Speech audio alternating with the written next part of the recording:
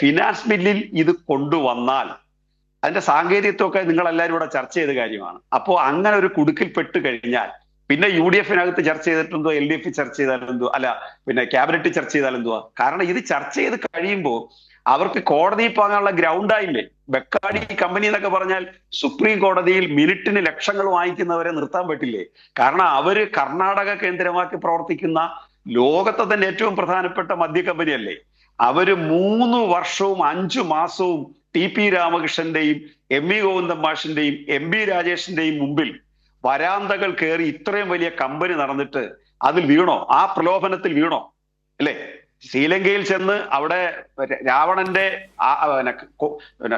എടുത്തുകൊണ്ട് പോകലിന് വിധേയമായി ശ്രീലങ്കയിൽ ചെന്ന് അശോകവനിയിൽ വർഷങ്ങളായിട്ട് കാത്തിരുന്ന സീത, ആ രാവണന്റെ ഒരു പ്രലോഭനത്തിലും സീത വീണില്ല. രാമന് സംശയം പോലും ഉണ്ടായി അതിന്റെ പേരിൽ.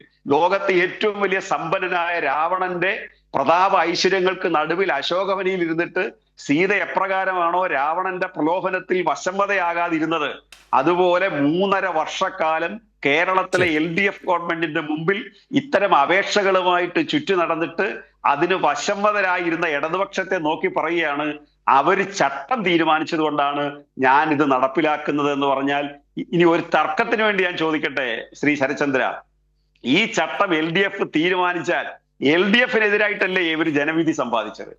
LDF-ന്റെ മദ്യനയത്തിനെതിരെ അഴിമതി ആരോപണം ഉന്നയിച്ചത് VD സതീശനല്ലേ?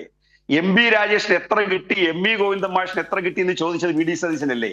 അപ്പൊ ഇതിൽ അഴിമതി ഉണ്ടെന്ന് ആക്ഷേപിച്ചാൽ അത് പ്രതിപക്ഷത്തിന്റെ ആരോപണമല്ല, അത് ഭരണപക്ഷത്തിലെ ആരോപണമാണ്.